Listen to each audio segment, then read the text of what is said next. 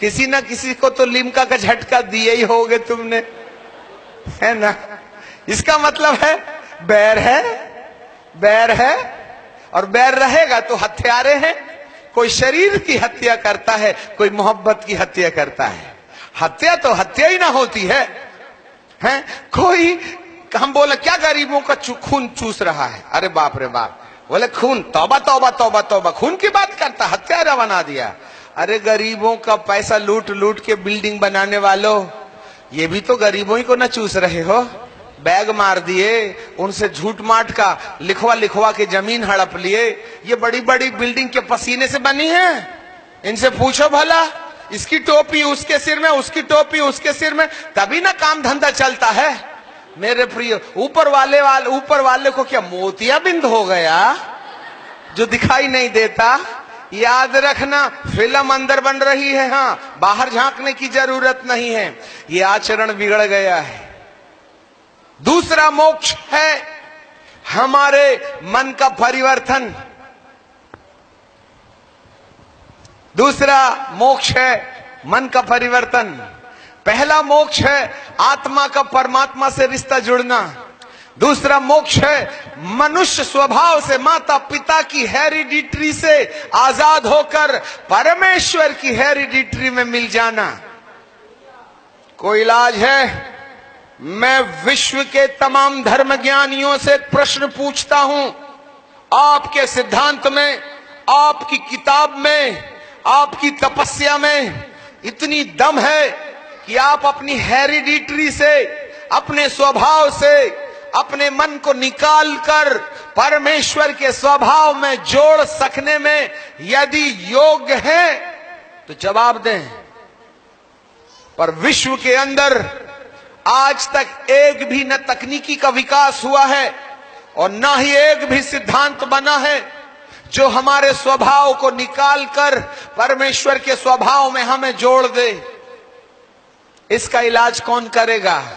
इसलिए अनादि गुरु शंकराचार्य जी ने मोक्ष को इतनी कठिन चीज बताई कि वे समुद्र को गड्ढे में भर देने में जिस कठिनाई का अनुभव करते हैं, अरे नीम के पेड़ में 4 बोरा शक्कर घोल के डाल दोगे तो क्या उसके फल मीठे हो जाएंगे? नहीं ना। कोयले में ऊपर से काला रंग के बजाय सफेद मार दिया तो क्या काला कोयला सफेद हो जाएगा? एक बार पटक के तो देखो, खिलखिला के दतड़ी निकाल के क्या बोलेगा? ओरिजिनल है काले हम। तुमने बाहर बदला है, अंदर तो हम काले ही न हैं। हालेलुया। ये मनुष्य का स्वभाव भी ऐसा ही है। बगला भगत क्या होता है? बगला ऐसे जब नदी के किनारे जाता है, एक पैर को ऐसा कर लेता है और चोंच नीचे कर लेता, ऐसा लगता है बड़ा ध्यान कर रहा। रे बाप, थोड़े देर में एक छोटी सी मछली आती है, फिर देखना उसके ध्यान का क्या होता है। पैर दोनों मारता, चोंच फटाक से नीचे, अरे बाबा, ध्यानी आदमी इतना खतरनाक। ओहो हो। कुछ इस मन के साथ भी रहता है। ऊपर से ऐसा लगता हमको ना बड़ा ध्यान आ गया है, वो तो थोड़े देर के बाद में जहां लाभ का धंधा होता है ना, तब ईमान धर्म किलो के भाव से बेचने में देरी नहीं करते, तब समझ में आ जाती बगला भगती। ये स्वभाव है। कुत्ते की पूंछ को कितने ही साल पोंगरी में डाल दो, निकालोगे तो टेढ़ी रहेगी। कौन बदल सकता है इसे? कोई है धर्म? कोई सिद्धांत है? तीसरा उद्धार देखिएगा। जब इंसान ने पाप नहीं किया था तब उसका शरीर ऐसे नहीं था जैसे आज आप देख रहे हैं। पहला मानव नग्न था तो भी नग्न नहीं देखता था, क्योंकि उसका जो शरीर था वह महिमावान शरीर था, ग्लोरियस बॉडी थी। यीशु जैसे मुर्दों में से जिंदा हो गए और जी उठने के बाद वे महिमा की देह में बदल गए। उसके कपड़ों को पुलिस वालों ने सोने चांदी में बेच दी। सुनो बाबा, जो बात सुन रहे हो, बाइबिल का वक्ता विश्व में अब तक नहीं सुनाया होगा, इसलिए आप बहुत खुशकिस्मत हैं। ध्यान से सुने। पहला वाला कपड़ा रोमी सिपाही चितपट करके बेच लिए। चादर जो डेड बॉडी में लपेटी थी उसको लेके गए कब्रिस्तान। और जब यीशु जी उठा, मरियम के लिए स्वर्गदूत ने पत्थर लुढ़का दिया और बोला, मैम, जिंदे वाले को मुर्दों के बीच में कहां खोज रही हो? उसको बोलो ना, 12 चेलों को बोलो कि वो अपने समय के अनुसार जी उठा है। पतरस के पास में गए और पतरस और यूहन्ना में रे शुरू हो गई। दोनों दौड़ते दौड़ते कब्रिस्तान पहुंचे। पतरस भैया गुणाभाग कर रहे थे, इसलिए पीछे हो गए। उसकी आदत ही है गाड़ी पटरी से उतरने की। यूहन्ना पहले पहुंचे, झांक के देखे, खाली है रे बाबा, उनको विश्वास हो गया। परंतु पतरस थोड़ा पीछे गया, जल्दी उतरा। जाकर के उसने एक सिराने और एक पैताने, दोनों चादरें जिसमें यीशु की डेड बॉडी लपेटी गई थी ना, वहां पड़े देखा। सबसे पहले तो बगल में दबा लिया उसने और बाहर निकला। तब तक यूहन्ना भी अंदर गया। अरे बाबा क्या कर रहा? कुछ नहीं, एविडेंस बनाया हूं। ठीक है, चल पड़े।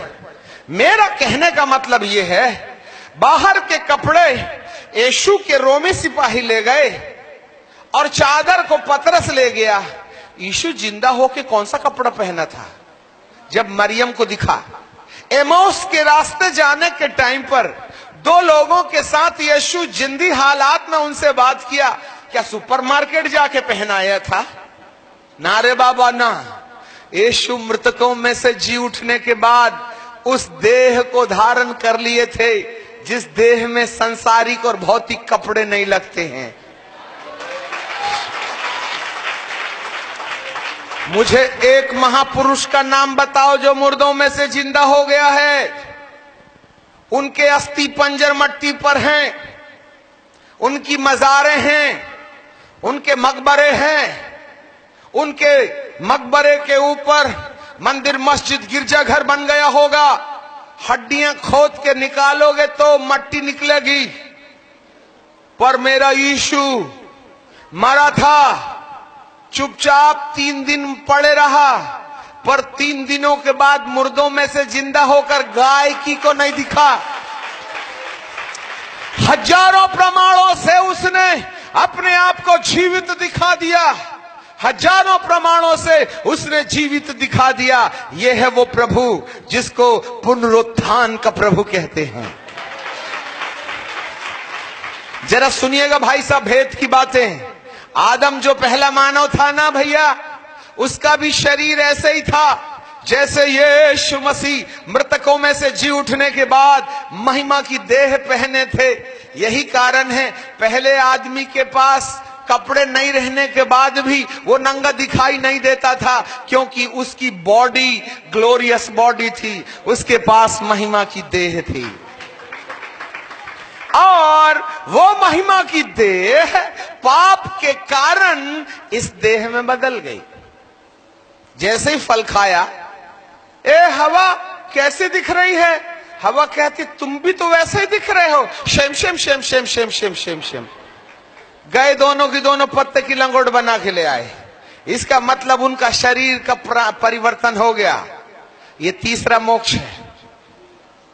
बोलो यीशु प्रभु की। अब मैं आपसे एक प्रश्न पूछता हूं, आपकी आत्मा और परमेश्वर की आत्मा को जोड़ने वाला कौन? ठहर जाओ। आपके स्वभाव में से आपके पिता के स्वभाव को निकालकर परमेश्वर का स्वभाव जोड़ने वाला कौन? आपके इस शरीर को जिसमें लुंगी पैजामा कुर्ता लगता है, उस देह में जिस पर ऑक्सीजन की आवश्यकता नहीं होती, महिमा की देह में बदलने वाला कौन? पूछ लो अपने गुरुओं से, पूछ लो विज्ञान से, पूछ लो तकनीकियों से। आपकी आत्मा का रिश्ता, आपके स्वभाव को बिगड़े से सुधारना, आपके मरणहार शरीर को अमर शरीर बनाने में कोई सिद्धांत कायम है तो बताओ। और नहीं तो सुनो। बोलो यीशु प्रभु की। जरा देखिएगा रोमियो की किताब, उसका 8वां अध्याय और उसके 11वें पद को, रोमन्स 8th चैप्टर और 11th वर्स। 3 सितारे की वर्दी उतार करके हमने यहां आपके सिर में कोई रोटी बेलने का धंधा शुरू नहीं किया है, वरन पक्के प्रमाणों से सब कुछ त्याग कर इस सच्चाई का संदेश विश्व को सुनाने के लिए जो हिम्मत मिली है, उसके पीछे यही सच्चाई है। जरा ध्यान दें 11वें पद में, और यदि उसी का आत्मा जिसने, हमारे पीछे आप सब लोग बोलो, हाँ, और उसी का आत्मा जिसने यीशु को मरे हुओं में से जिलाया तुम में बसा हुआ है, तो जिसने मसीह को मरे हुओं में से जिलाया वह तुम्हारी तुम्हारी तुम्हारी किसकी? मेरी। कौन है आप? मनुष्य हूं। नाम क्या है? अपना अपना बोलो। राम प्रसाद। हाँ चलिए, यहां लिखा है तुम्हारी, मतलब आमोस सिंह की। आप नाम अपना ले लो, ठीक है। तुम्हारी मरण हार देह को भी अपनी आत्मा के द्वारा जो तुम में बसा हुआ है जिलाएगा।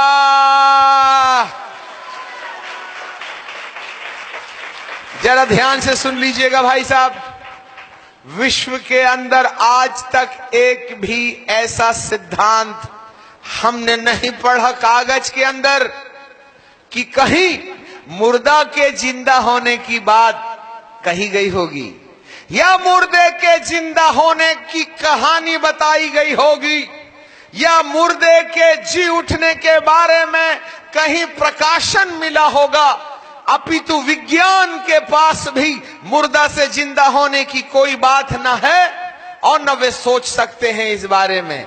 क्लोन बना सकते हैं, परंतु मर के जिंदा होने के लिए वे भी ऊपर उंगली उठाते हैं, क्योंकि हम भी वहीं जाने वाले बोलते हैं। बोलो यीशु प्रभु की। इतनी सफाई के साथ जो बाइबल हमको बताती है, शायद ही हमने कहीं कोई किताब पढ़ी होगी, कहीं मुर्दे की जिंदे होने की घटना नहीं है। अब आ जाइए, हम सीक्वेंस में चलते हैं और अपना जंबू जेट लैंडिंग करेंगे। हमारा संदेश पूरा नहीं होता है, परंतु समय हमें आगे नहीं जाने देता है। कौन तुम्हारी आत्मा को परमात्मा से जोड़ सकता है? नंबर 1। नंबर 2, आपके स्वभाव में मामा पापा का जो आचरण है, उस आचरण से तुम्हें कौन मुक्ति दिला सकता है? हमारे मरे हुए मुर्दे शरीर को महिमा की देह में कौन बदल सकता है?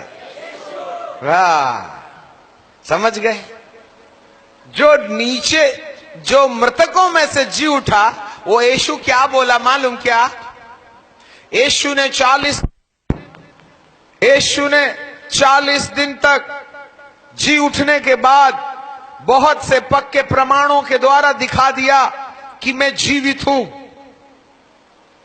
और हर समय, सुनो बेटा, वो कहते रहे गलील के पहाड़ में आना, और 40 दिन के बाद वे गलील के पहाड़ में प्रकट हो गए।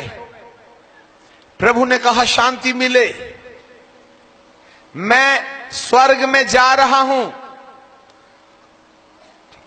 यूहन्ना 14 में लिखा है, मेरा जाना तुम्हारे लिए अच्छा है और मैं पिता के पास जाऊंगा तो वहां तुम्हारे लिए जगह तैयार करूंगा। और जब मैं जगह तैयार कर चुकूंगा तो मैं फिर आऊंगा। और तुमको अपने साथ ले जाऊंगा, जिससे कि जहां मैं रहता हूं वहां तुम भी रहो। और देखते देखते यीशु हेलीकॉप्टर के समान ऊपर उठने लगे और बादलों ने उसको छुपा लिया। देखो रे बाबा, देखते देखते वह आसमान में खो गया और बादलों ने उसे छुपा लिया। तब दो स्वर्गदूत, दो स्वर्गदूत वहां आके खड़े हुए, उन तमाम आसमान की ओर देखने वाले प्रभु अनुयायियों को कहते हैं, क्या तुम यीशु को स्वर्ग पर चढ़ता हुआ देख रहे हो? जिस रीति से तुमने उसको स्वर्ग पर जाते देखा है, उसी रीति से वह फिर एक बार धरती पर लौट के आएगा। बोलो यीशु प्रभु की। अब जरा सुनो, यीशु जी उठने के बाद कहां गए? काय के लिए गए? हमारे लिए जगह तैयार। वो जब जगह तैयार हो जाएगी तो फिर से, और जब आएंगे तो क्या होगा? जैसे दुल्हा था दुल्हन के लिए, वैसे ड्रम तुरही बजाते हैं। यीशु भी आसमान में, पहला थिस्सलुनीकियों 5:23, प्रभु आप ही स्वर्ग से उतरेगा। उस समय ललकार का शब्द, प्रधान दूत का आवाज और पिछली तुरही फूकी जाएगी। जो मसीह यीशु में मरे हैं वे जी उठेंगे। अब जरा देखना, है ना, बेचारा अच्छा कर्म करके ये मर गया, ठीक है, इधर 6 फीट गहरे में पड़ा है, और उसकी कब्र में जाके क्या बोलते हैं? हे ऊपर वाले, ये तुमको ऊपर दिख रहा है क्या? ठीक है, वो नीचे से क्या बोलेगा? Confusion, confusion, great confusion. ऊपर इधर नहीं, ऊपर उधर है, ठीक है। नीचे वाले से बात करोगे तो वो बोलेगा ऊपर वाले, तो बोलेगा तुमको इतनी भी अकल नहीं है, ऊपर ऊपर होता है, मैं तो नीचे वाला हूं, तेरे को आना क्या? नीचे वाले का अनुसरण करोगे तो वो कहां का रास्ता दिखाएगा? अरे कोई ऊपर गया है तो वो कहां का रास्ता दिखाएगा? तो उसके पीछे पड़ो ना, कहां नीचे वाले के पास जाते हो? वो तो कहता है अरे बाप, नाम तो बहुत कमाया था, किताब भी लिख के चला गया, परंतु नाक में बैठी मक्खी हकालने की भी दम नहीं है। कान से गए थे, अंडा दे के नाक से निकले। क्या बताऊं, राणा प्रताप की बात करते हो, बेचारे ने इतनी लड़ाई लड़ी कि एक भी नहीं हारा, पर जब मृत्यु ने एक ही बार चुम्बन दिया था ना, तो ऐसे गिरा कि अभी भी कब्र में 6 फीट गहराई से 1 इंच भी ऊपर नहीं आया। हाय रे राणा प्रताप। प्रतापी वो नहीं जो मौत से हार गया, अरे प्रतापी तो वो है जो मौत के सिर में पैर रख के ऊपर चला गया। यही है वह जो आपके रिश्ते को और परमेश्वर के रिश्ते को जोड़ सकता है। प्रभु यीशु कहते हैं, देख तेरे पाप की सजा मैंने ले ली, बीड़ी तू पिया, हाथ में खीले मैंने ठुकाए, गाली तू बका, सिर में कांटों का ताज में पहना, रिश्वत लेने तू गया, ठोके मेरे पैर पर खीले, अरे गाली तू बका, मेरी पसली में भाले लगे, बीमार तू हुआ, पीठ पर मैंने खाई मार, सजा तो तेरी थी मैंने ले लिया, मैं तेरी सजा को माफ कर दूं तो तेरी आत्मा और परमेश्वर की आत्मा के बीच की खाई को अपनी मृत्यु से भर दूंगा। हालेलुया। यीशु हमारा पुल है जो हमारी आत्मा और परमेश्वर की आत्मा को हमारे पापों को मिटा देने के द्वारा वह जोड़ देता है। नंबर 2, जरा सुन लो, यीशु ने कहा था मेरा जाना तुम्हारे लिए अच्छा है, और मैं जाऊंगा और पिता से विनती करूंगा कि वह तुम्हें सत्य का आत्मा दे। हमारे पीछे बोलो, यीशु ने कहा मेरा जाना तुम्हारे लिए अच्छा है, मैं जाऊंगा और पिता से विनती करूंगा कि वह तुम्हें सत्य का आत्मा दे, जो पिता की ओर से मेरे द्वारा आएगा। जो मुझ पर विश्वास करते हैं उनके हृदय से जीवन के जल की नदी बह निकलेंगी। ये बातें परमेश्वर ने उस आत्मा के विषय कहा था जो उसके विश्वास करने वाले पाने पर थे। यही वह आत्मा है जिसने मसीह को मरे हुओं में से जिलाया।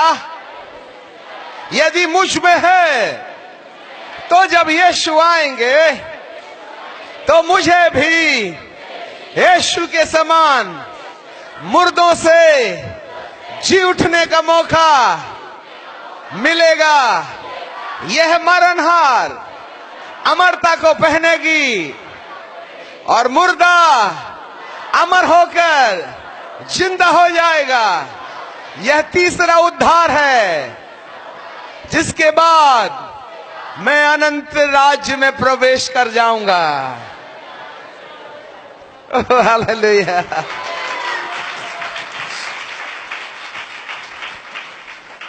पहला परमेश्वर का पुत्र आदम था जो मनुष्य पुत्र बन गया। ध्यान से सुनो।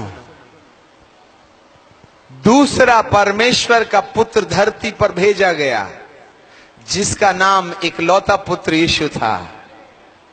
वो मरा, पवित्र जीवन जिया और जी उठा। सारी बातें बता दी। जो इस सच्चाई को अनुसरित कर लेता है उसको 3 उद्धार मिलते। नंबर 1, परमेश्वर और मनुष्य की आत्मा का रिश्ता फिर से जोड़ देता। जो मसीह यीशु में है वो नई सृष्टि है, पुरानी बात बीत गई, सब कुछ नया हो गया। नंबर 1। नंबर 2, जो यीशु पर विश्वास करते हैं उनको पवित्र आत्मा देता है प्रभु। और पवित्र आत्मा के अंदर परमेश्वर के सारे गुण हैं। पवित्र आत्मा एक ऐसा माध्यम है जो मेरी हेरिडिटरी को परमेश्वर की हेरिडिटरी में बदल देता है। मुझे समय नहीं है। हेलो। होली स्पिरिट वो जगह है जहां मेरे फोर फादर का डीएनए हेरिडिटरी कैंसल करके पवित्र आत्मा के द्वारा मेरे स्वभाव में परमेश्वर की हेरिडिटरी को वो डाल देता है। विश्व के अंदर एक भी तकनीकी ऐसी नहीं जो आपकी हेरिडिटरी को कैंसलेशन कर सके, परंतु पवित्र आत्मा के पास वो अधिकार है जो आपकी हेरिडिटरी बदल देता है।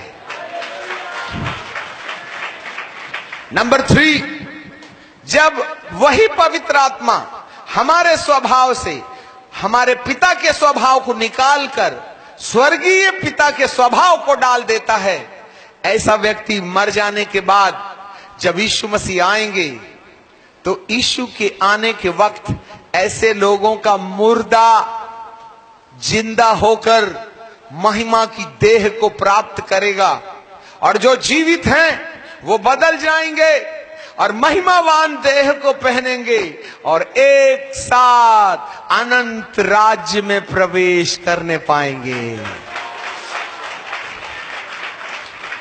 हमारा संदेश शुरू हुआ था, सुनो, अनंत बोलो, अनंत जीवन ये है कि तुम उस अद्वितीय परमेश्वर को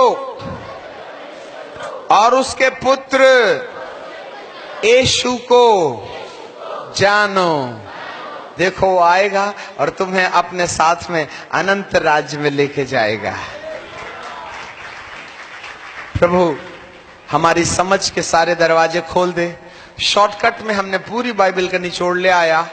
ये कई महीनों तक सुनाया जाने वाला संदेश था, परंतु 3 दिन में हमने खत्म कर दिया। हम सब परमेश्वर के पुत्र बन जाएंगे जब ये 3 क्वालिटी हो जाएगी। परमेश्वर के पुत्र की क्वालिटी नंबर 1, आत्मा परमात्मा का रिश्ता। नंबर 2 परमेश्वर का स्वभाव, नंबर 3 उसकी मरणहार देह में अमर देह की प्राप्ति। ये पुत्र की 3 विशेषता। आप में से कोई परमेश्वर का पुत्र बनना चाहता तो इन तीनों रास्तों से होकर गुजरना पड़ेगा। आपकी आत्मा और परमात्मा का रिश्ता जुड़ जाए, आपके स्वभाव से आपका स्वभाव चला जाए, परमेश्वर का स्वभाव आ जाए। नंबर 3 जब यीशु आएंगे तब जिनका स्वभाव बदल गया है उनका मुर्दा जिंदा हो जाएगा। तब ये देह का छुटकारा होगा जब यीशु के आने के टाइम पर होगा। आप परमेश्वर के पुत्र यीशु के समान आसमान में उठाए जाएंगे बिना हेलीकॉप्टर के। ये वाला शरीर में जाओगे तो 5 किलोमीटर तक तो ऑक्सीजन मिलेगी, उसके बाद तो वहां हवा है ही नहीं, तो प्राण तो बीच में ही निकल जाएंगे।